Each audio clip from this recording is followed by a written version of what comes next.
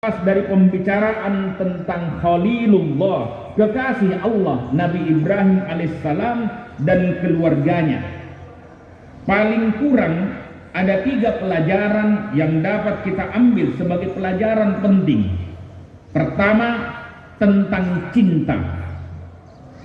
Pelajaran tentang penambatan cinta ini sangat penting karena sikap dan pola hidup seseorang sangat dipengaruhi kepada siapa cintanya yang utama ia persembahkan.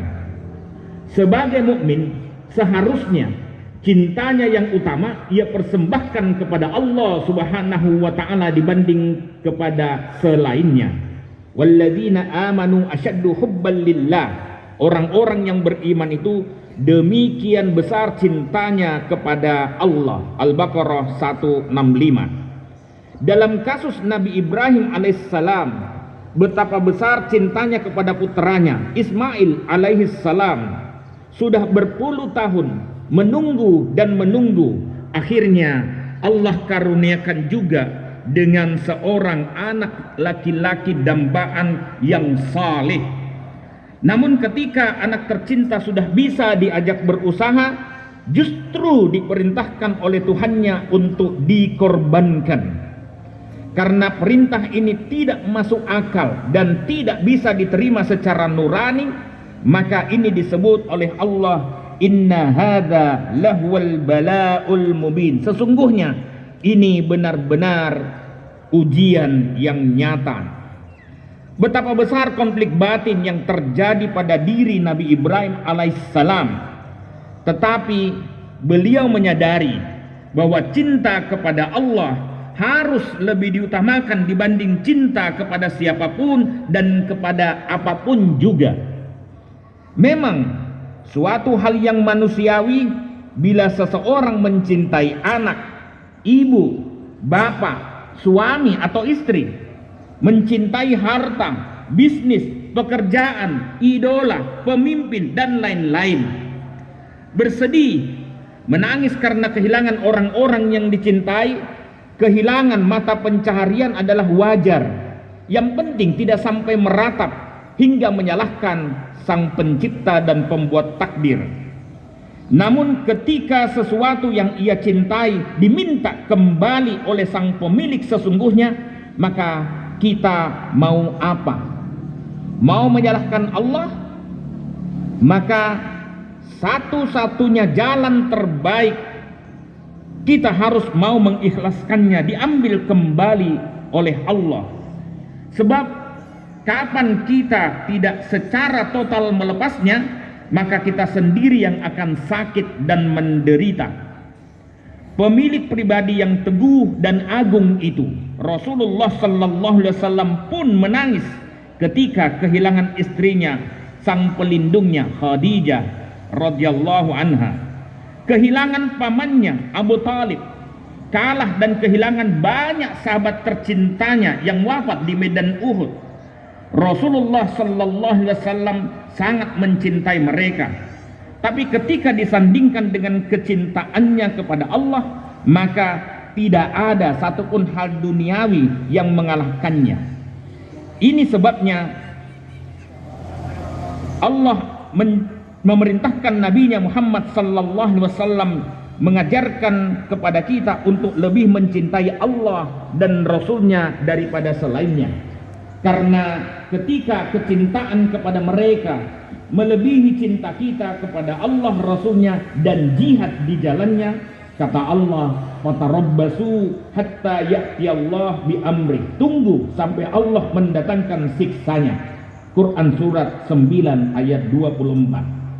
Inilah pelajaran pertama yang harus kita ulang-ulang dari kisah teladan tersebut, terutama pada saat orang lupa, tidak mau lagi mengambil hikmah dari banyak peristiwa besar yang terjadi di sekitar kita, menghalalkan segala cara untuk memenangkan sebuah pertarungan, tidak lagi memperdulikan batas halal dan haram, apakah ini baik atau buruk, dan apakah ini hak atau batil. Seakan mereka tidak percaya akan adanya hari kebangkitan besok, Dalam berjuang, kita hanya dituntut untuk berjuang sungguh-sungguh fillah, di jalan Allah, berkompetisi secara adil dan jujur lillah, karena Allah. Wajahidu fillahi haqqa jihadi. Soal berhasil atau tidak perlu dipikir. Toh Allah tidak menuntut hasil, cukup patawakkal 'alallah, berserah diri secara total kepada Allah. Karena makna al-fawzul azim, kemenangan yang agung yang dijanjikan Allah itu nanti, kalau bukan di dunia, yang pasti di akhirat berupa sorga, jannatin tajri min tahtiyal anhar khalidina fiha. At-Taubah ayat 72. Dalam konteks kurban, kalau Nabi Ibrahim alaihissalam rela mengorbankan Ismail kecintanya demi cintanya kepada Allah, pertanyaan untuk kita, maukah kita meneladaninya dengan mengorbankan Ismail kita dalam tanda kutip, dengan menolong hamba-hamba Allah, karena Allah dengan memberikan bantuan makan kepada fakir miskin yang kelaparan, menolong saudara-saudara kita, anak-anak Palestina yang tidak punya pangan, tidak punya papan, hancur semuanya, dan sekarang kehilangan harapan. Inilah sesungguhnya pelajaran inti pertama dalam Idul Kurban yang dilegal formalkan dengan menyembelih ternak besar untuk dibagikan dan dinikmati bersama dengan mereka yang memang membutuhkannya. Pelajaran itu adalah kerelaan menyembelih segala kecintaan kepada hal-hal duniawi demi meraih cinta Allah. Allahu Akbar, Allahu Akbar, la ilaha illallah wallahu akbar, Allahu Akbar walillahil hamd. Jamaah Id yang dimuliakan Allah, inilah pelajaran kedua, yakni kurban, bahwa tidak ada cinta tanpa adanya pengorbanan. Kata kurban berasal dari kata koruba yang artinya mendekat. Seorang yang mencinta akan selalu berusaha mendekatkan diri kepada yang dicintanya, meskipun dia harus mengorbankan sesuatu yang lain yang juga dicintanya. Syariat kurban sebenarnya tidaklah wajib, tapi sunnah muakkadah, yakni untuk menguji kita, apakah kita lebih mencintai harta ataukah Allah. Jadi ini ujian cinta. Mukmin yang lebih mencintai Allah pasti akan berusaha senantiasa mendekati Allah dengan berbagai cara yang diridhoi oleh Allah, meskipun ia harus mengorbankan Ismail kecintaannya demi meraih mahabbah Allah, cintanya Allah. Nabi Ibrahim ini sebenarnya sudah dipastikan oleh Allah sebagai orang yang memiliki kekuatan cinta yang luar biasa kepada Allah, di samping tentu kepada anaknya. Orang seperti ini tidak mungkin diuji Allah dengan ujian biasa seperti umumnya kita. Orang seperti ini tidak mungkin dibiarkan Allah dengan ujian yang biasa-biasa saja, karena Allah Maha Adil. Maka ujian untuk hamba Allah yang memiliki kekuatan cinta dan cinta luar biasa ini harus diuji dengan ujian yang juga luar biasa. Nabi Ibrahim alaihissalam benar-benar dihadapkan pada ujian yang tidak lazim, menyembelih anak, ditambah dengan godaan syaitan dari dalam dan luar dirinya. Ini disembolkan dalam ibadah haji dengan melempar jamarat, dan ternyata godaan ini berhasil dihadapi Ibrahim alaihissalam dan anaknya dengan pengorbanan yang besar. Jadi semakin besar kurban dan pengorbanan kita untuk mendekatinya, maka semakin besar pula ganjaran cinta yang kita peroleh darinya. Hal ini bisa kita lihat bahwa setelah Ibrahim dan Ismail alaihissalam pasrah dengan keputusan Allah, maka Allah balas pengorbanan Ibrahim dengan hewan yang besar, wa fadainahu bidibin azim. Ditambah satu lagi bonus, anak soleh yang juga seorang nabi, Nabi Ishak alaihissalam, wa basyarnahu bi ishaqa nabiyyam minas salihin wa barakna alaihi wa ala ishaq. Itulah kemudian secara formal ritual sangat dianjurkan berkurban dengan menyembelih seekor kambing atau sapi sekali setahun pada setiap habis sholat Idul Adha sampai hari Tasyrik 13 Zulhijjah. Namun pelajaran yang lebih penting dari ibadah kurban sesungguhnya adalah secara spiritual, yakni melatih kita untuk senantiasa siap sedia dan rela berkorban apa saja demi bertakarrub, mendekatkan diri kepada yang maha memiliki dan maha menguasai segalanya, tempat akhir kembali kita. Kesediaan, kesiapan, kerelaan kita untuk berkorban karena Allah menunjukkan bahwa kita lebih mencintai dan merindukan kasih sayang Allah daripada yang lainnya. Dan seperti hanya tujuan Allah mewajibkan puasa Ramadan, hakikat kurban pun bertujuan menguji kembali sejauh mana kualitas cinta dan ketakwaan kita 2 bulan pasca Ramadan tanpa perlu mewajibkannya. Adapun hadis yang mengatakan barang siapa yang punya keluasan harta lalu tidak berkorban, janganlah dia mendekati tempat sholat kami. Setahu saya itu hadisnya dhaif, riwayat Ibn Majah dan Ahmad. Sebab kata Allah, bukan dagingnya, bukan darahnya, walaki yanaluhut taqwa minkum, tetapi ketakwaan kamulah yang mampu mencapai ridhonya Allah. Allahu Akbar, Allahu Akbar, Allahu Akbar. Pelajaran terakhir yakni pendidikan. Bagaimana berhasilnya Nabi Ibrahim alaihissalam sebagai seorang ayah mendidik putranya Ismail alaihissalam.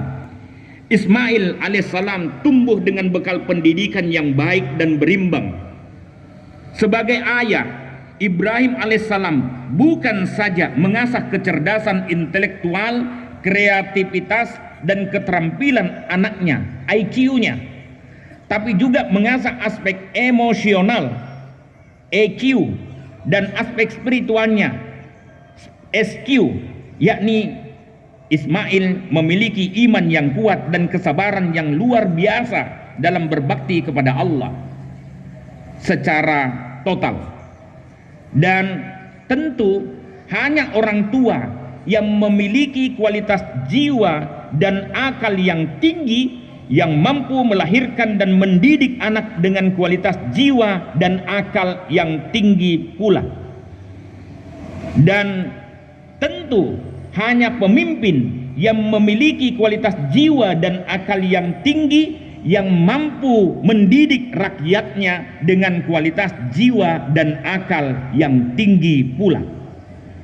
Apa keuntungan yang diperoleh dengan pendidikan yang seimbang? Secara duniawi, mengutip penelitian Daniel Goleman bahwa kesuksesan para pemimpin dunia hanya dipengaruhi sekitar 6-20% kecerdasan intelektualnya, intellectual quotient.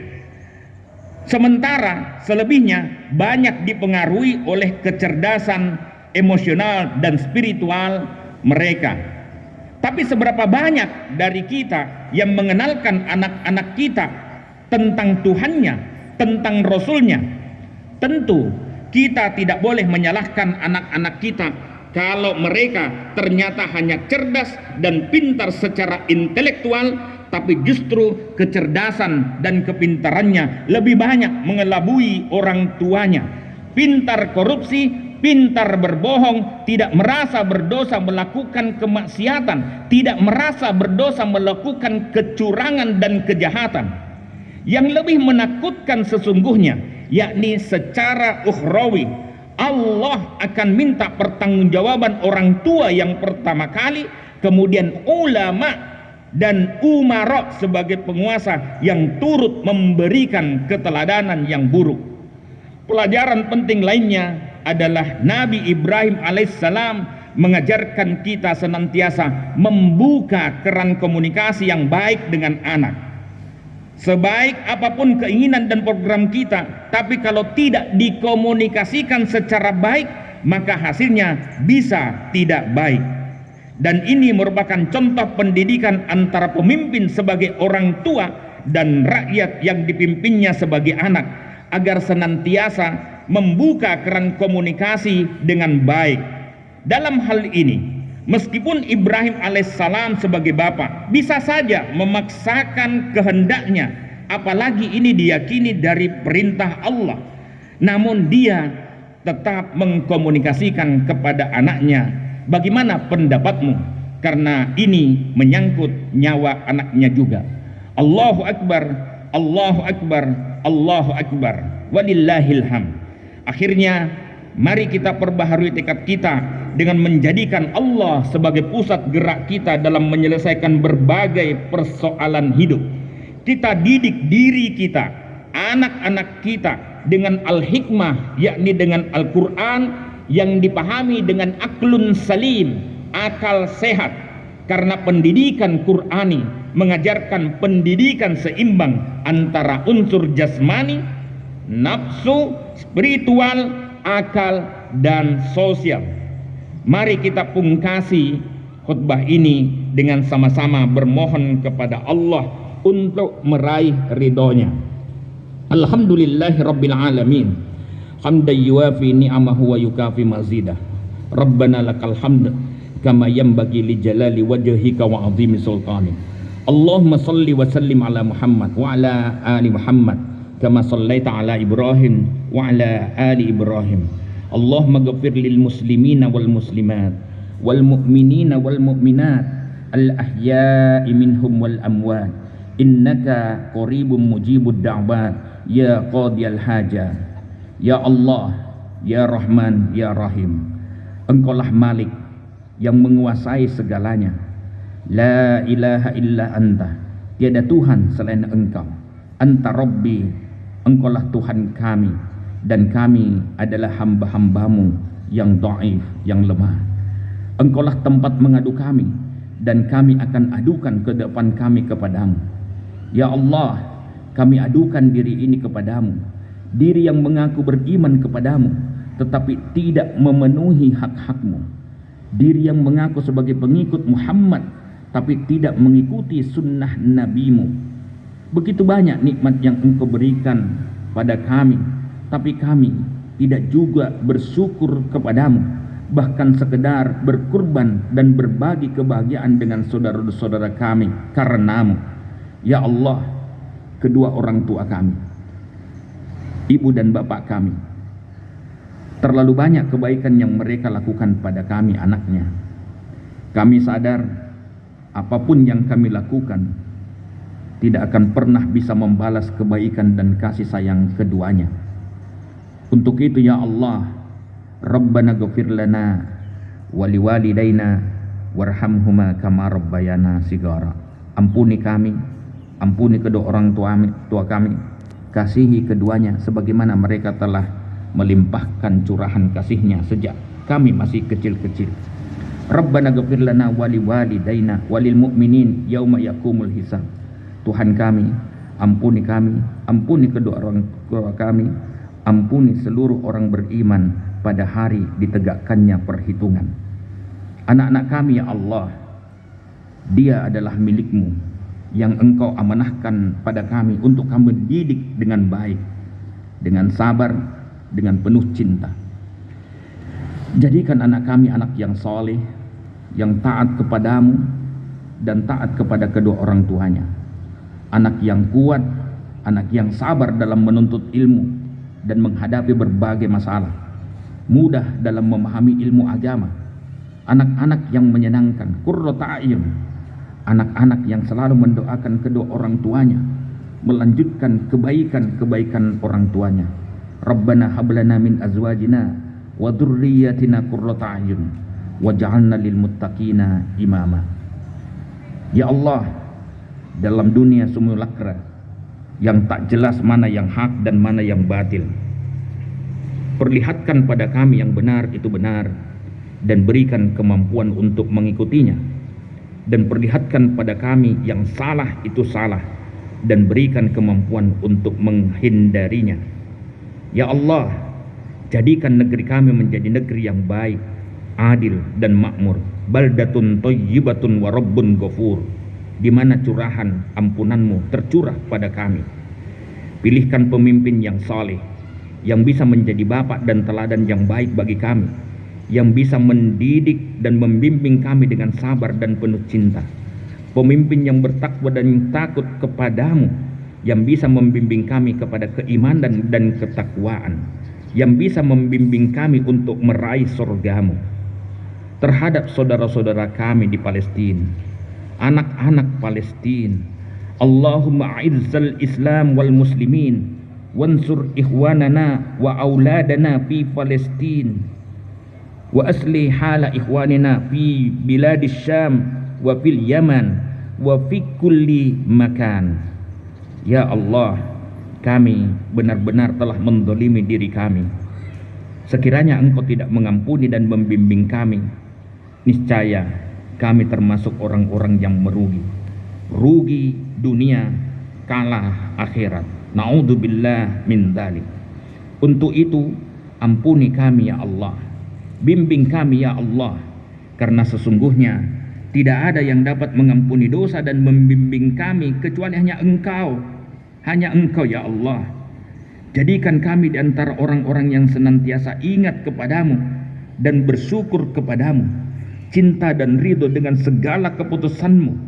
Isi jiwa kosong kami dengan kekuatan Rahman Rahimmu, dengan kekuatan kasih sayangmu, agar kami mampu memfungsikan diri sesuai dengan kehendakmu.